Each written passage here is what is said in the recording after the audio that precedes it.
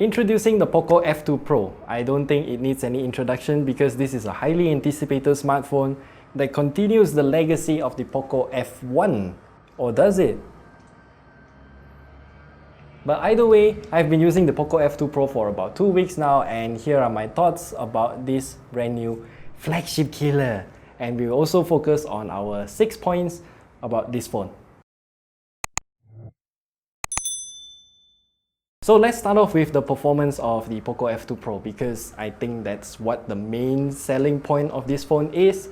And since it has this list of specs, it's obviously going to perform with a flagship level of performance, and here are the benchmarks. I'm not really going to focus much about it because, as you know, the Snapdragon 865 is a very powerful chip, and if you are buying this phone today, you are going to get the best performance that you can currently get for your money. And if you're worried about gaming experience, I did post a video playing games with the Poco F2 Pro, so you can check it out at the top right corner there as well. And my second point about this phone here is, of course, the screen. So I would say that this screen has good brightness and dimness alongside with good colors. I wouldn't consider it as the best color reproduction screen right here, but it's definitely good. And it's using AMOLED display, by the way. And it kind of reminds me of the Xiaomi Mi 9T Pro or the K20 Pro from last year. It doesn't have any notch, so the selfie camera has been moved to this pop-up thing at the top there. It's kind of the same pop-up module for the selfie camera, and it also has that light bar thing around the sides when it's popping out. So yeah, and this phone is definitely not water resistant because of that selfie pop-up camera. While many people complain about this phone not having more than 60 Hz, so maybe 90 or 120 or maybe 144 Hz, I personally don't care. I want more battery life, and game support on higher refresh rates is still hit and miss, and overall I would say that 60 Hz is still plentiful. Now about the battery life of the Poco F2 Pro, which is my third point. This phone comes with a 4700 mAh battery, and it can last for about more than 18.5 hours in our battery life test, which I'd say is a very good performing battery right here. And I'm not too sure why this phone can last much longer than the Black Shark 3. Maybe it's because the single cell battery is much more efficient than dual cell battery, I don't know, but the charging time is definitely not as fast as the Black Shark 3. So it takes about slightly more than an hour to reach from 15 to 100% with that 33 Wh charger that's included with the phone itself, which I think it's fair. Okay, so enough about the specs. Now let's talk about the design. So the Poco F2 Pro comes with a few different colors: cyber grey, phantom white, electric purple, and neon blue. So I've seen the electric purple and the neon blue side by side, and the electric purple has this kind of matte finish whereby this neon blue has a clear finish. I would much rather prefer this neon blue color to be in matte finish because I think that would look a lot better than how it is right now. And many people also saw this Poco F2 Pro and said that this color is very beautiful and they want to hold it. And the first thing that they said to me was this phone is unexpectedly heavier than it looks, which is not really that heavy to begin with, but I do understand where they are coming from. So this phone, if you try to balance it on your finger on the center like this, you will feel that this phone is top heavy.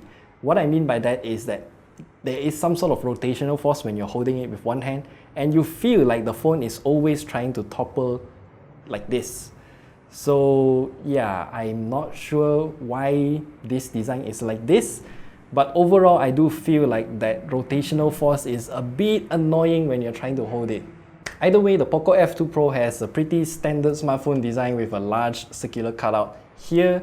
It has an IR blaster up top, a headphone jack, which I truly appreciate, and dual nano SIM card slots, which they're using this kind of top and bottom facing dual nano SIM card design here, which means that they are maximizing the amount of space that it's taking.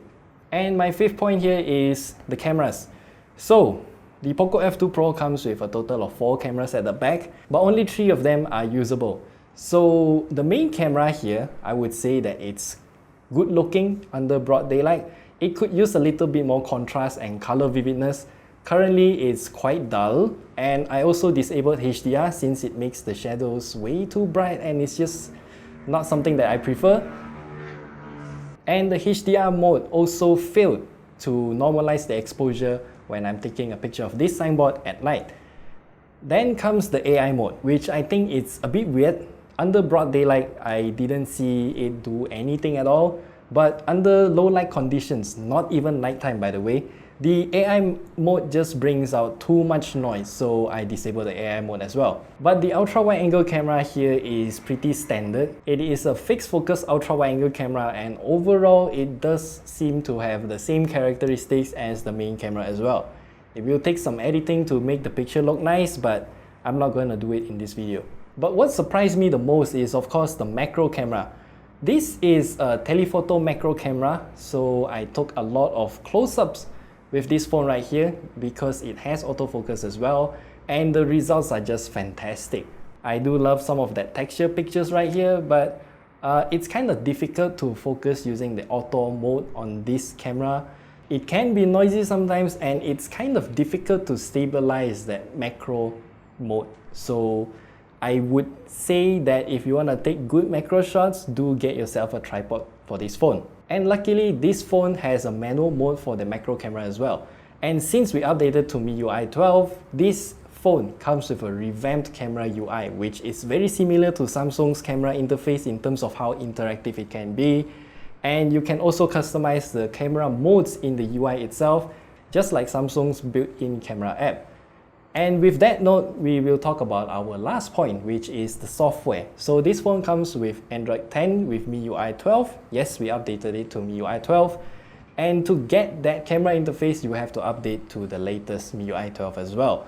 And immediately we are greeted with the new super wallpaper, which is representing a part of Earth and Mars accurately, which is something that I really like. Overall, MIUI 12 is just more like a facelift compared to the MIUI 11. The settings menu is still kind of hectic. There are flashier animations here and there, but generally it looks and feels pretty much the same as the previous MIUI 11. So yeah. So should you buy the Poco F2 Pro? I would say that if you are on a limited budget and you want to get the Snapdragon 865 no matter what, then obviously the Poco F2 Pro is the most affordable one to have that chipset for you. And yeah, that's about it. Because if you're aiming for specs at the lowest price, this is the phone to go. So if you have any questions, do leave them down in the comment section below. We'll try to answer them, and we'll see you in the next video.